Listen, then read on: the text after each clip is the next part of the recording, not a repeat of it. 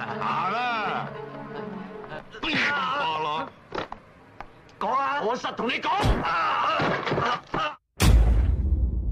dulur Baresa, dain aku mah kabarnya. Kembali lagi bersama channel Merepek Dewek yang akan menghibur dengan alur cerita film. Di alur film kali ini saya akan kembali melanjutkan alur film dari Stephen Chow lagi nih. Film yang berjudul Final Justice ini menceritakan Stephen Chow yang terjebak di dalam komplotan para perampok. Dan nantinya ia akan bekerja sama dengan salah satu polisi untuk meringkus kawanan perampok tersebut. Nah, bagaimana tingkah kocak Stephen Chow dalam meringkus para perampok tersebut? Tanpa mengurangi rasa hormat, langsung saja ke alurnya. Check this out.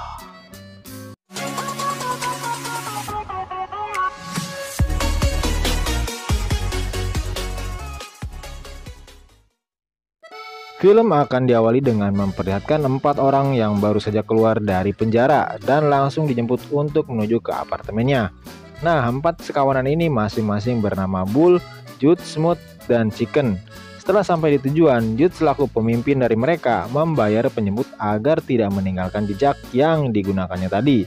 Nah, pria penjemput tersebut merupakan Stephen Chow yang di film ini bernama Boy, di mana dia dulunya memang sering membantu 4 sekawan tersebut untuk menyediakan sebuah mobil sebagai media mereka dalam aksi perampokan.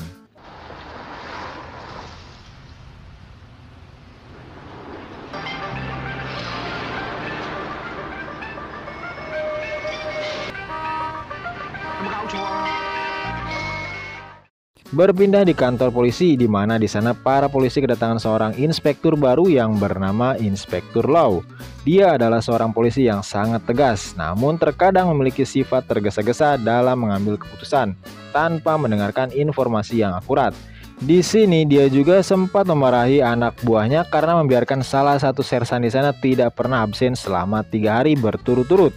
Maka dari itu, Lau memberitakan agar sersan tersebut segera menemuinya. Nah, sersan yang dimaksud di sini bernama Sersan Chan. Dia adalah seorang polisi yang berjiwa kepahlawanan karena dalam menyelesaikan suatu kasus, dia selalu tel dalam menjalankannya. Dia juga selalu menghabiskan waktu di lapangan untuk menangani sebuah kasus daripada berdiam diri di kantor saja. Itu bisa dibuktikan ketika ia menangkap kawanan penyelundup motor ilegal.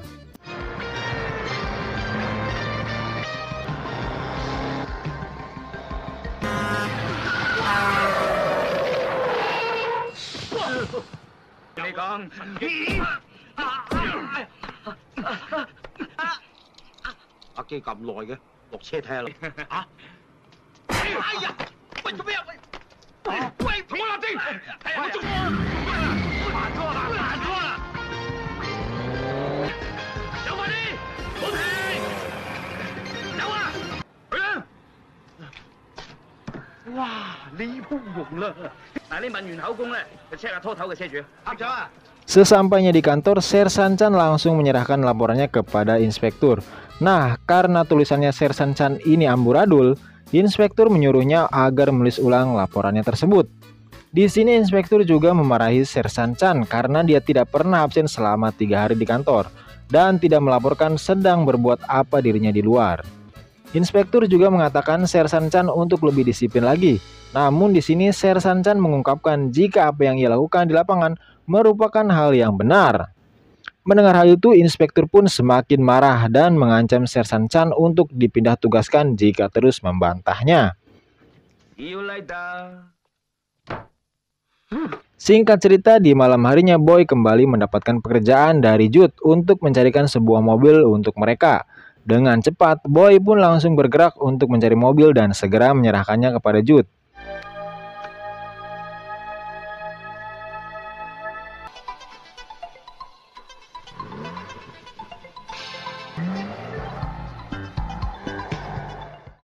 Saat dalam perjalanan, Sersan Chan yang kebetulan sedang patroli melihat mobil yang dikendarai oleh Boy itu melaju dengan ugal-ugalan. Nah, karena curiga, Sersan Chan pun mengikutinya. Sesampainya di lokasi, Sersan Chan langsung menelepon kantor pusat untuk segera mengecek plat nomor mobil tersebut. Selang beberapa saat, Jude dan ketiga temannya pun tiba dan membawa mobil tersebut pergi. Nah, Sersan Chan yang kehilangan pandangannya karena ada truk yang lewat, berniat akan menanyakannya kepada Boy. Namun di sini Boy malah panik dan melarikan diri.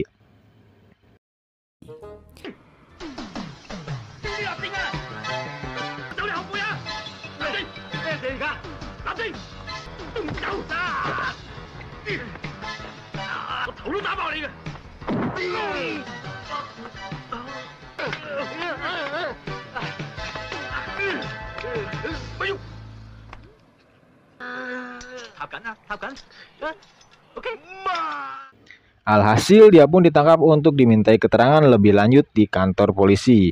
Di sisi lain, Jude dan teman-temannya langsung melancarkan aksi perampokannya di sebuah tempat judi.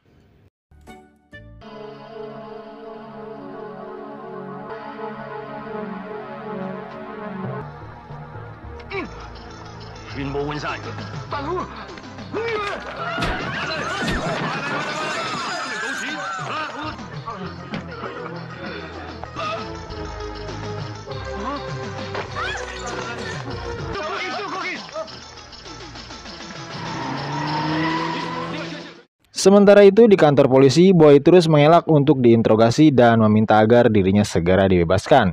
Namun karena Boy masih mencurigakan dan belum ada bukti jika dirinya tidak bersalah, maka Boy pun harus mendekam di penjara untuk sementara. Setelah itu, Sersan Chan langsung menuju ke TKP perampokan. Di mana di sana dia menemukan mobil yang dikendarai oleh Boy tadi. Sersan Chan langsung mengambil kesimpulan jika perampokan itu ada kaitannya dengan si Boy. Keesokan harinya, Sersan Chan pun melaporkan kepada inspektur jika Boy memiliki keterkaitan dengan para perampok tempat judi semalam. Di sini sifat jelek dari inspektur pun muncul ketika dia langsung menetapkan si Boy pelaku pencurian mobil perampokan dan pembunuhan, yang padahal belum ada investigasi yang lebih lanjut. Alhasil Sersan Chan pun dengan cepat membawa Boy keluar dan memberitahu Boy tentang tuduhan yang menimpa dirinya.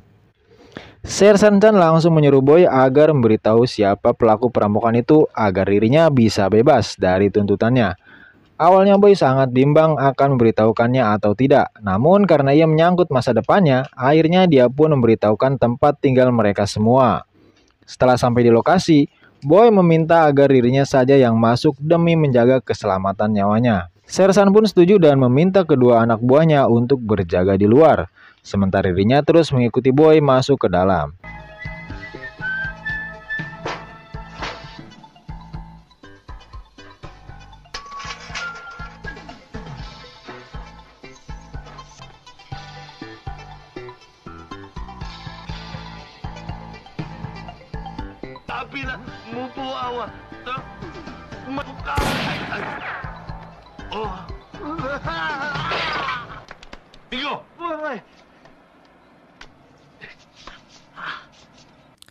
Di sini Boy justru memberitahukan kepada Jude jika mereka sedang dicari oleh para polisi karena aksi perampokan kemarin. Alhasil mereka semua pun langsung pergi untuk mencari tempat tinggal yang baru. Saat sampai di bawah, Boy pun merasa cemas karena ia melihat kedua bawahannya Sersan Chan yang mendekat ke arah mereka. Namun ketegangan itu terhenti tatkala terjadi baku tembak antara pemilik tempat perjudian yang sudah mengetahui identitas dari Jude dan teman-temannya.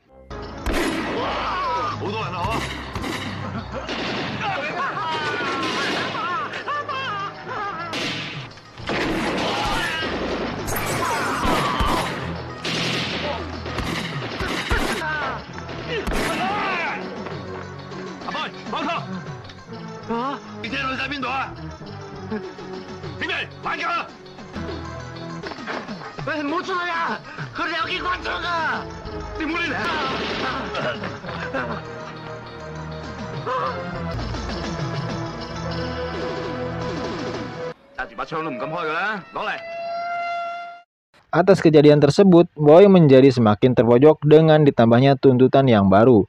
Begitu juga dengan Sersan Chan yang kena marah dari inspektur karena tak mengikuti prosedur sehingga menimbulkan korban berjatuhan. Namun Sersan tetap dalam pendiriannya jika aksi baku tembak tersebut bukan dilakukan oleh Boy. Nah, karena keduanya tak memiliki titik terang, Sersan Chan pun mengalah dan memilih keluar dari ruangan inspektur. Setelah itu, Sersan Chan kembali menemui Boy yang berada di ruangan sel tahanan. Dia meminta Boy untuk membantu kepolisian dalam menangkap Jude dan komplotannya. Karena jika tidak, Boy akan dihukum mati atas semua tuntutan yang mengarah kepadanya. Dan disinilah terungkap mengapa Boy selalu melindungi para perampok tersebut. Hal itu ia lakukan karena ia sudah menganggap mereka sebagai teman karena sering menolongnya di saat susah. Karena itulah ia menjadi bimbang akan memilih jalan yang mana. Tetapi karena situasinya sudah rumit, akhirnya Boy pun pasrah dan akan membantu para polisi. Penelusuran pun dimulai di suatu rumah borir yang sering mereka kunjungi. Dan benar saja, di dalam Sersan Chan menemukan Chicken dan Smooth yang lalu diikuti. Dan terjadi baku tembak antara mereka.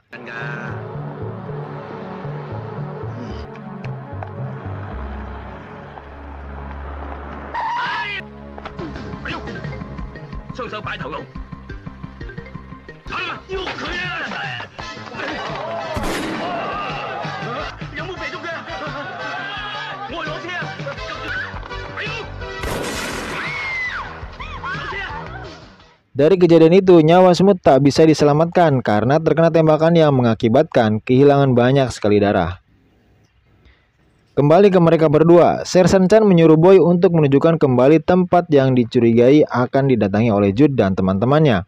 Dan di sini karena Boy tak tahu lagi di mana mereka, ia asal menyebut bahwa diskotiklah tempatnya. Sesampainya di sana, Boy sedikit bersenang-senang, sedangkan Sersan Chan terus menghubungi rekan-rekannya untuk mencari informasi yang lebih lanjut.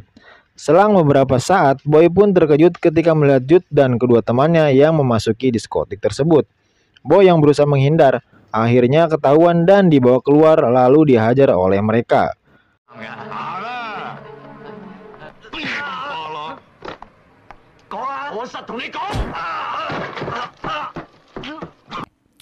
Boy di sini pun mengatakan jika dirinya tidak pernah menjadi informan polisi dan tetap memihak kepada mereka.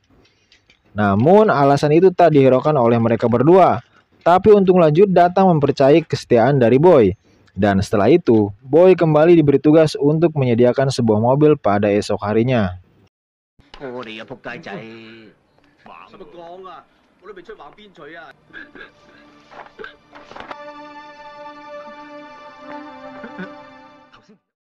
Setelah itu, Sersan Chan membawa Boy ke rumahnya untuk beristirahat dan mengganti pakaian.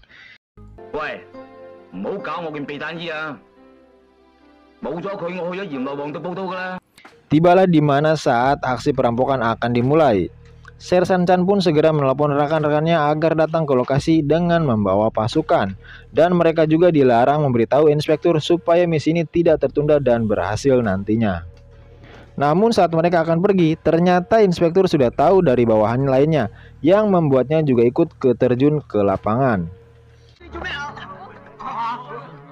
Excuse me, Dongmu. Hậu聲啊，收晒聲聽講嘢啊！你唔好行開啊！落嚟㗎啦，係啊，醒神啊！唉，叫佢哋小心啊！夠啦。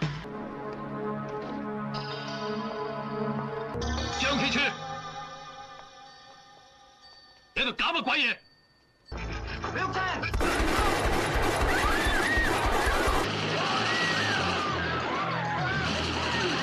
我走唔甩，你實冇命啊！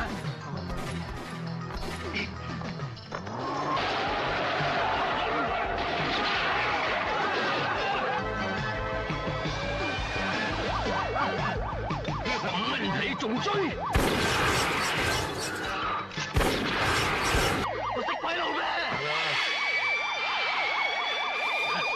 好多差佬，你老母咪行啦！我啊！我要你點啊！你聽住，唔好揸埋嚟啊！冇錯啊！你哋已經被包圍，冇錯啊！快啊！你做咩開槍啊？開槍要你批准啊！收聲！攞最大嘅出嚟同我講嘢，即刻攞架車嚟俾我！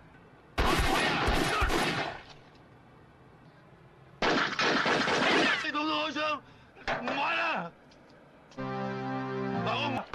好亂啊！你做咩開槍打死我個線人啊？你話佢係你線人？佢係咩？你整隻狗唔搭八，你喺度講咩啊？我有理由就講乜嘢？張鐵柱，我要幫你，我幫你啊！即刻去個寫字樓見我啊！好，當差最緊要讀書啊！係啊係啊，下個禮拜我哋報名翻學。係啊係啊。Sersan Chan terlihat sangat bersedih karena melihat Boy yang terkena tembakan. Namun ternyata si Boy sudah menggunakan rompi anti peluru milik Sersan Chan yang diambil diam-diam tadi malam.